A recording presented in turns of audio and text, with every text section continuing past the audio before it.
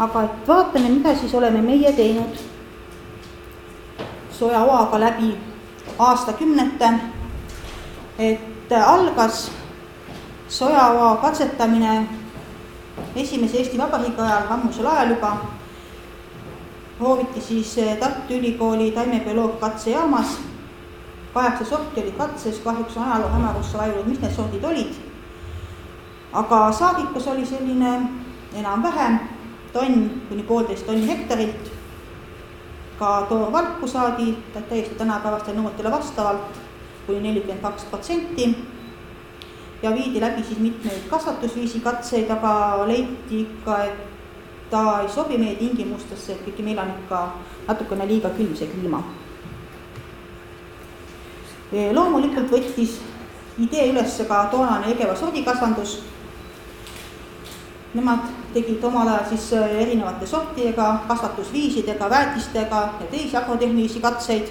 Aga kuna 40-41 olid ikka väga ebasoodsad kasvutingimused, soja ei jõudnud valmida ning kokkuvõtteks leiti, et enne kui ole uut sobivat sorti, ei maksa üldse hakata sellega tegelema. Ja nii pandi siis see teema aastakümneteks kalevi alla. Aga aeg läks, maailm muutus, meie koos maailmaga ja aastal 2004 tuli siis uuesti sordiaretuse instituuti idee, et prooviks soja kasvatada. Esimestel aastatel oli ainult paar sorti maas, et vaadata, kas ikka üldse õnnestus küll. Ja aastal 2005 siis oli meil juba sordivõrdlus katsemaas. Siis tegi neid katsed veel Maia Raudseping ja oli siis sort Saaremaa ja siis Vavilov instituudist saadud materjal.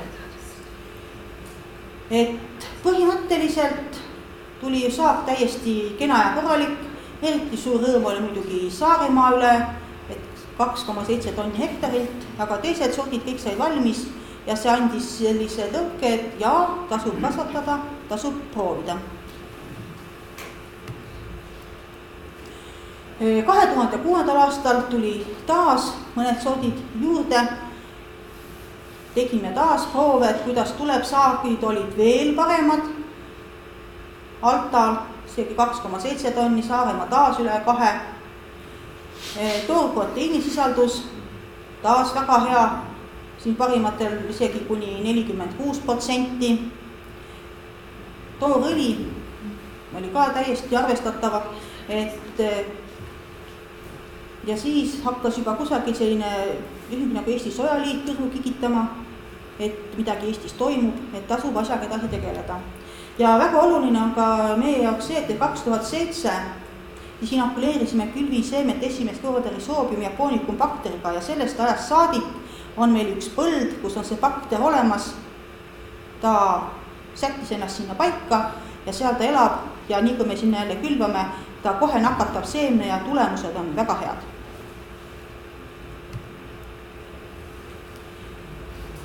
Aastal 2010 hakkasid meie majas käima külalised Tallinnast, Eesti Sojaliidust, kes tahtsid meiega koostööd teha. Ja siis sellest tuli siis esimene rakendusuuring, sojakasvatuse arendamine kõrgeväärtuslike valgutoodete tootmiseks Eestis. Ja eesmärgiks oligi siis Eestis saada ökoloogiliselt puhas, GMO vaba, sobiva kasva ja pikkuse ning suure saagikusega sojaosa, mis siis annaks toorainet nii loomasöödatööstusele kui inimtoidutööstusele ja töötada välja sojaoa Eestis viljelemise agrotehnika.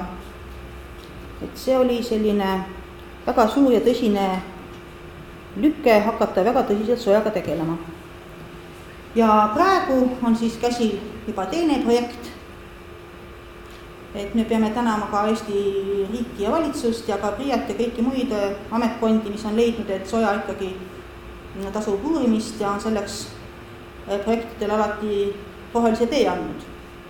Et projekt, mille raames ka praegune üritus toimub, on siis Eesti tingimustesse sobivate sojaoa sortide viljelustehnoloogiate väljatöötamine kõrge valgusisaldusega seeme kasvatamiseks. Ja just ongi need agrotehnilised võtted vaja siis paika panna, üles leida, sojale sobivaks kohandada, et siis me saaksime neid anda edasi laiemale kasvatajaskonnale, et nad ei peaks hakkama ise proovima ja katsetama ja suurte põldudega siis miinustesse kukkuma. Kui esimene projekt algas, ülesanne oli leida sojasort, siis alati sordi aretamine algab kollektsiooni loomisest ja nii siis ka meie pöördusime oma geenipanga poole, kes võttis ühendus siis Rootsi geenipangaga ja sealt siis saime hästi palju vanu sorte. Külvasime ilusti kõik maha, seemneid ei inokuleeritud, nad läksid sellisele põllule, kus ei olnud ka kasvatatud sojat varem. Et nad kasvasid lihtsalt mineraalväetiste najal, aga isegi tulemused tulid niimoodi lootustandvamad, et eriti muidugi taas Saaremaa jaoks, et tema kõrgus oli siis kõigist teistest parem. Kaun oli taimel väga palju, samuti seemneid, kasvuaeg oli selline lühendane sellel aastal, et olid isegi sorte, millel oli ainult 107 päeva kasvuaega ja 1000 seemne kaal oli ka selline täiesti sobilik nendel sortidel ja numbritel, mis siis katses olid, et saaks siis nad anda edasi tootmisesse. Teine osa kollektsioonist külvasime siis sellele põllule, kus see bakter oli siis juba 4 aastat olnud, et nad kohe nakatasid taime ja kohe on näha ka, et numbrid on hoopis teised, et näiteks taimede pikkus. Taimed on ikka palju-palju pikemad ja ka muud andmed on ikka palju paremad, et see annab ikkagi selle kindluse ja teadmise, et ikkagi kui anda taimele see koostööpartner, et siis on tulemused palju paremad. Et siin oli just eriti see sort Tambovi, mis paistis silma oma vahasusega, et me panime selle endale kõrva taha, et uut sorti luua. Jätkasime muidugi ka kollektsiooni täiendamist järgmistel aastatel. Tellisime Euroopa geenipankadest sorte, et me ei osanud ju muud võtta, kui võtsime niimoodi nime järgi või kasvukoha järgi ja siis sattusime ikka väga kummalisi sorte, et oli meil sordi nimi Extra ööli ja tegelikult oli ta nii hiline, et lumi tuli maha ja ta alles õitses, et võib ka niimoodi orki lennata omadega, aga kõik, mis olid varased ja keskvalmivad, need jätsime ilusti kollektsiooni alles ja nendega jätkasime tööd ja valisime nendest siis ristlusvanemaid.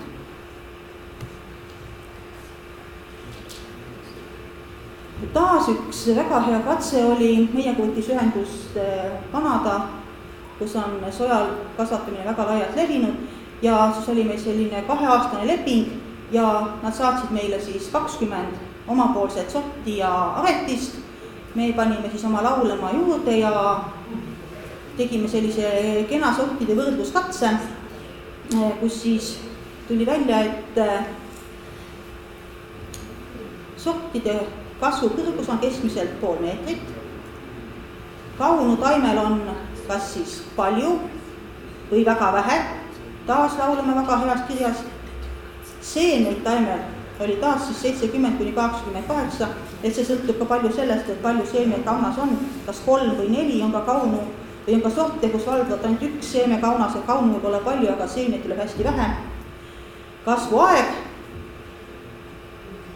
See sort, mis oli ka Fredrikul, see hästi varane sort, et taas tõesti ta on väga hea kasvuajaga ja meie laulema oli selline keskmist hulgas. 1000 seemne kaalud jäid küll valdavalt alla 200 grammi, aga siiski täitsa arvestatavad, aga muidugi suurt rõõmu teeb siin laulema saagi number peaaegu hakkab 4 tonnini kiskuma. Et oli sort, mis ei saanud üldse valmis, oli sorti, mis andsid ikka väga vähe saaki, muidugi oli ka üks Kanada sort Tamar, samuti 3,2 tonni, et see katse just andis selle kindluse, et meie laulema on täiesti arvestatav sort, et saame hakkama ka nüüd omade jõududega, et ei pea hakkama väljaspoolt sisse ostma, et kõik, mis on import, ei olegi kõige parem alati. Ja siis tegime ristluseid, sellisena näevad meil põllul välja ilusasti, sildikene kaelas, siin sildi peal on kirjutatud isa, ema, kes tegi, kuna tegi. Ja nüüd on siis päris mitmes põlvkond juba meil kasvamas. Et see töö muidugi ristamistega jätkub, see on lõpmatu töö. Aga kuna sort, mis kandis sel hetkel nimed Saaremaa, oli juba olemas, ta tahtis lihtsalt lõppviimistlust saada ja kahjuks pidime muutma ka tema nime laulamaks, et seda lugu on kindlasti paljud kuulnud, aga need veel üksikud, kes ei ole, et kuna iga sort peab oma nime saamiseks läbima üle-euroopalise nime hindamise, et ei oleks samast liigist sarnast sordi nime, siis meie saatsime ka siis oma Saaremaa ja tuli välja, et Hispaanias on sort Saaremaa, mis kahjuks on nii sarnane, et ei läinud mitte ja me pidime siis nime muutma. Panime siis ilusa laulva nime ja aastast 2014 on siis esimene Eesti sojaava sordi lehel. Nüüd on ta siis ka Euroopa Liidu sordi kaitse all, et igati kaitstud ja tehtud sort. Ainult sordist ja vähek peab olema tagaseemnekasvatus, et sellest räägib pikalt hiljem, ma usun, härra Ajaots, aga et lihtsalt kiita meie hästi tublisid seemnekasvatajaid. Et alustas siis härra Andres Turgpõld Saaremaal ja ta on jätkanud, siis on meile juurde tulnud Eedu Ennu talu ja Annu seemnekasvatus, et seemnekasvatajad Lätis ja Soomes, et Soomes on maheseemnekasvatus, et tegelikult siin see number võiks olla topelt nii suur, et Lätis on päris suured põllud maas, et loodame, et nad see aasta ka hea saagi saavad.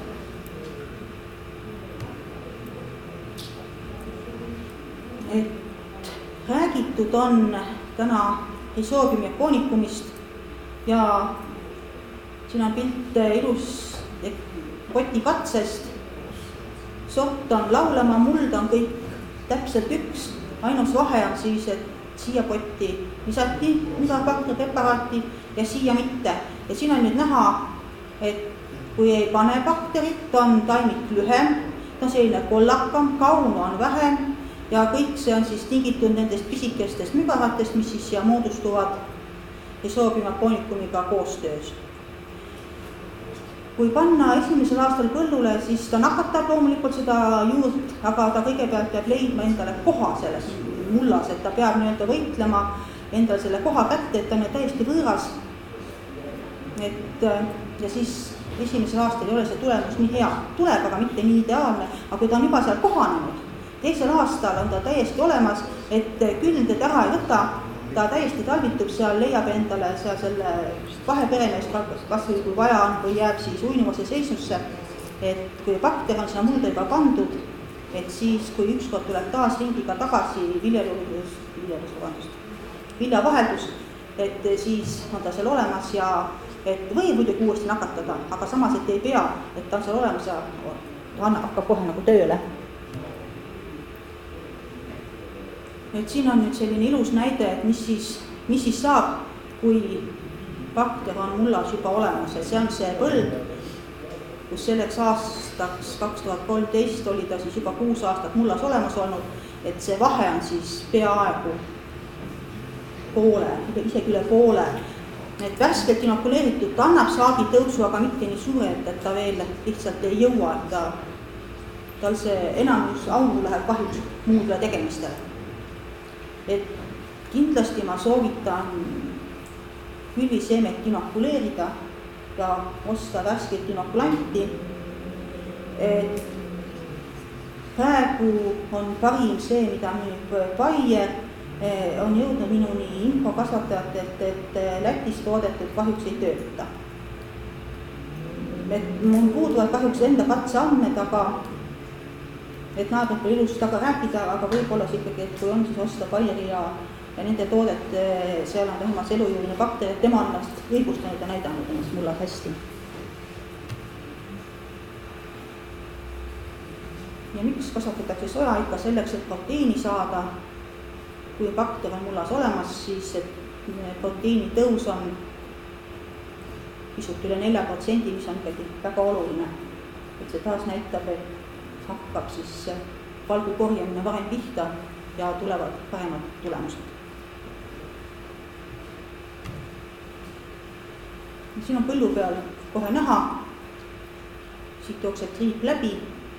See on see põllu osa, kus on bakter kogu aeg olnud ja see on see, kus ta värskelt alles pandi, kus ta alles kohaneb põlluga, mullaga, ilma ja inimestega. Väga-väga oluline on umbrohutõrje, seda ka siin toonitati. Kui me esimestel aastatel, kui lappe oli väga vähe, oli lihtsalt käsitsi, kõplesime kasvuajal 2-3 korda vajadusel, siis 2010 me proovisime herbitsiidi Phoenix, mida me oleme väga edukalt kasutanud põldhernel ja ka põldtoal, et külvame ja kohe töötleme põllu ja tulemused on väga head. Soja puhul ma ütlen, et tulemused olid väga halvad, sest et see, mis siin nüüd praegu näha on veel taim, oli veel elus, aga see mürk võttis selle taime praktiliselt teha, nii et mõned üksikud taimed jäid ainult alles, et põhimõtteliselt see Phoenix tegi ikka täielikku laastamistöö. Aga ega me ei jätnud jänni, me järgmine aasta proovisime veel. Tegime väiksed lapid ja just, et olla kindlad, et see polnud 1 aasta, lihtsalt meie oleme sütte äpardused. Proovisime siis erinevaid norme, 1,5, 1, isegi 0,75 külvijärgselt ja ka nagu soovitatakse või lubatakse, et on võimalik ka kõtsida, kui taim on 57 sentimeetri kõrgune. See oli ikka päris, see võttis kohe maa mustaks. Aga isegi külvijärgselt, et millegi pärast, kas siis on meie mullad sellised või meie siis taimed sellised õnnetud, aga igatahes Phoenix absoluutselt talle ei sobinud, et seetõttu ei julge mina ka seda Phoenixit soovitada sojaoal. Aga aastal 2012 siis vaatasime, mida on lubatud liblikõielistel umbrohutõrjeks ja panime siis katsetesse maha stomp, kasakaan, aktivus, siis äästamine. Kontrollis oli siis lihtsalt kõplamine ja et vähendada siis taimedel stressi, mida nad saavad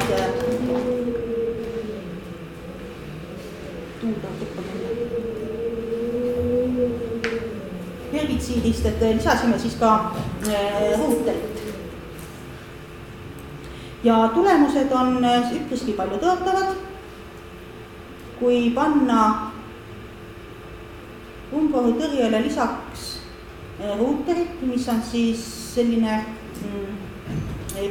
pooleldi biopreparaat väetise lisandiga, mis nagu tasakaalustab selle herbitsiidi mõju. Tulemused on väga head, 287%. Kui kontrollis oli vaevu 800 kilo, siis siin oli peaaegu 2,4 tonni. Millegi pärast ei meeldinud üldse stompi kasutamine. Samas, kui kasutasin 2 korda, oli tulemus päris hea. Võib olla ka see, et ühekordse kasutusega umbrohtusid kõik ei hävitatud ja need võtsid võimust ja siis surusid lihtsalt hiljem selle kasvu alla. Et sellised omati huvitavad tulemused. Kuna 2012 oli tõesti niiske, siis äästamine. Me üritasime seda teha siis, kui muld on ikka enam-vähem selline pude, et ei ole mõtet päris muda sisse minna, et siis ta ei liiguta neid juuri lahti ja seetõttu lihtsalt kõik umbrohud ei hävinud ja ka, et väikene lisa saagis küll on, aga mitte nii hea, kui me lootsime. Aastal 2013 proovisime taas lisasime siis ka tilga NCPA-d. Seda ma ei soovita teistel teha enam, et soja ei kannata NCPA-d. Taas väga paljud taimed läksid hoopis välja või jäid väga pikalt põdema. Ja siin oli isegi kontrollis väga hea saak. Teistel on nii, et ära kiusa mind, ma tahan niisama kasvada, tunnen ennast väga hästi, et taas selline aasta omapära, aga meie jaoks oli ühed oluline see arusaamine, et NCPA ja sojad ei maksa kokku panna.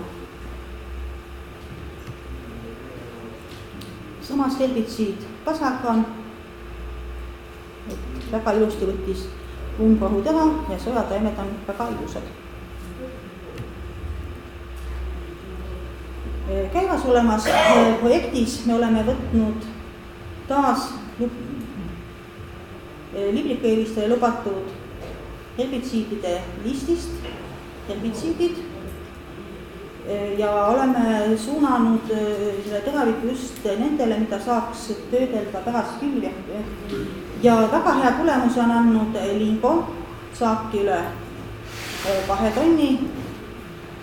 Ja ka teised on andnud ikkagi plussi võrreldes kontrolliga siis välja arvatud siis aktiivus. Et me oleme kasutanud siin maksimumnorme, mida lubatud, et just, et saada selle teadmise, et öelda edasi kasvatajatele, et kas maksab. Kuna meil on just see Phoenixi, see kole tulemus silme, siis me alati oleme just, et mis ta teeb, et kas tapab päris ära või jätab hinge. Ja sellest me paneme selle maksimumnormi, mis siis saame öelda, et kas tasub proovida või parem ärge üldse kasutage, et kahju on rohkem kui kasu.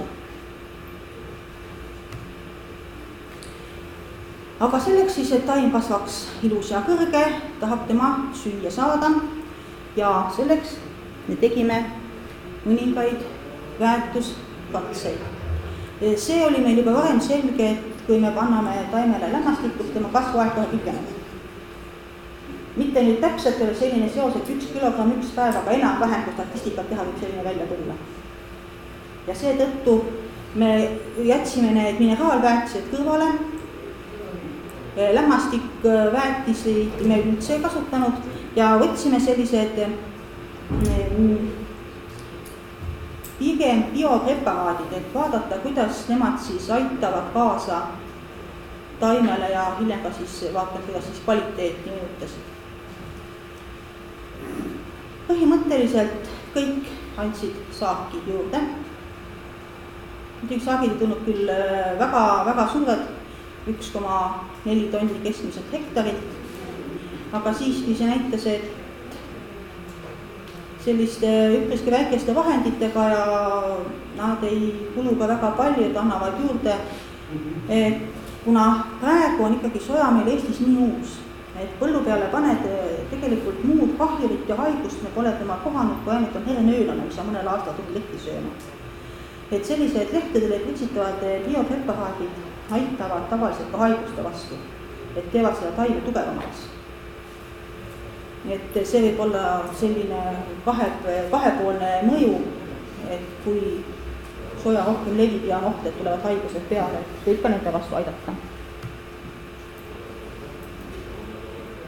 Eelmisel aastal siis me laiendasime taas biopreparaatide valikut. Kasutasime siis EM-i, algeafetniili, SEA90, mis on siis meresool, albit, ruuter, terasakompleks, must pärl, siis EM Baikal, et see on siis Venemaa toode, siis Raskilaja, Delfan Plus, eraldi siis oli veel mügrafaktori preparaat. Veel lisaks eraldi, nagu topelt kasutasime, et vaadata, mis siis teeb, kui teda ikka panna palju, et kas siis annab nagu mingi efekt, kui esimesel aastal ta paneb palju, et äkki siis juhtub midagi ilusat.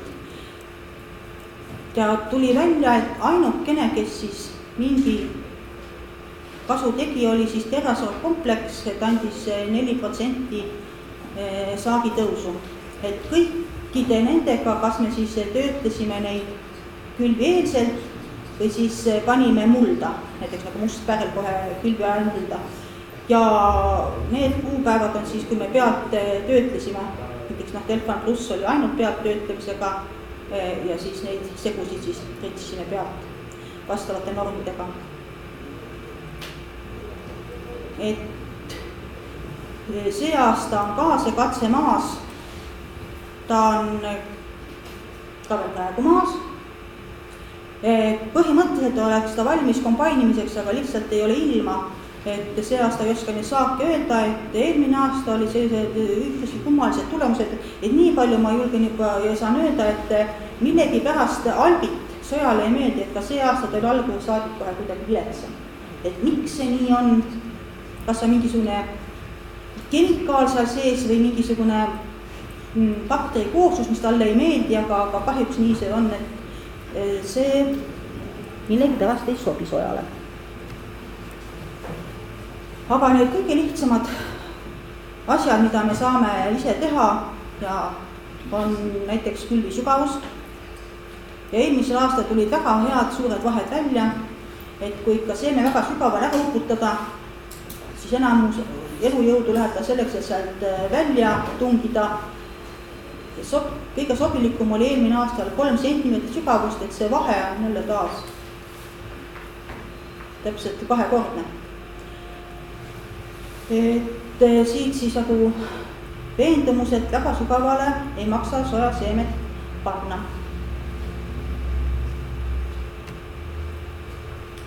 Ja külvi tihedused. Meie katsetes on olnud kasutus siis siiamaani siis 33 ja 66, et proovisime ka siis veel suuremat normi 99 seemet. Et tuli välja, et hõredam külv andis siis suurema saagi ja 66 idanevat seemet andis siis kõige väiksemad. Võib võtta täiesti, et mida ütles siin Fredrik, et kui ruumi on rohkem, saab soojust ja viiskust paremini, annab ilusa saagi. Et mingil juhul veel rohkem ei soovitama panna, et meil on olnud ühel aastal hästi tihe külv kogemata, et siis oli nii, et taimed kasvatasid ainult vegetatiivset massi, et kaun üldse ei tulnud. Et see oleks siis põhimõtteliselt ainult seemne raiskamine. Aga jätkame ka sortide otsimist, mis sobiks Eesti tingimustesse. Projekti raames on meil koostööpartner Läti, katsekoht on Istendes ja Rootsi, see oli eelmisel aastal, katsekoht oli Ölandi saare peal.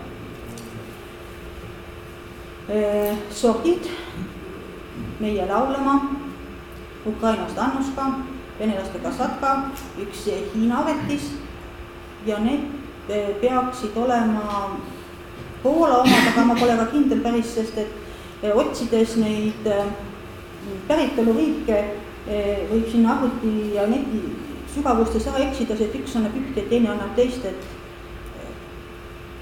ma millegipärast olen kindel, et nad vähemalt Poola kantist on meile need seemed tulnud. Sest et otse aretajate käest seemed küsida,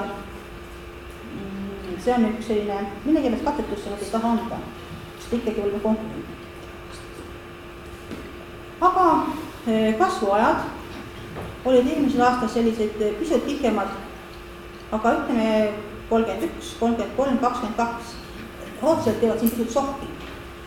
Kõige pikem sort, kõige pikem kasvuajaga sort, nendel ei saanud üldse valmis. Et kui nüüd see siit ka Eestist ja Lätist välja võtta, siis see number hüppaks ka kohe hoopis väiksemaks. Taimed ja kõrgused Eestis ja Rootsis olid samad, Lätis olid siis pisut kõrgemad, et näiteks Hiina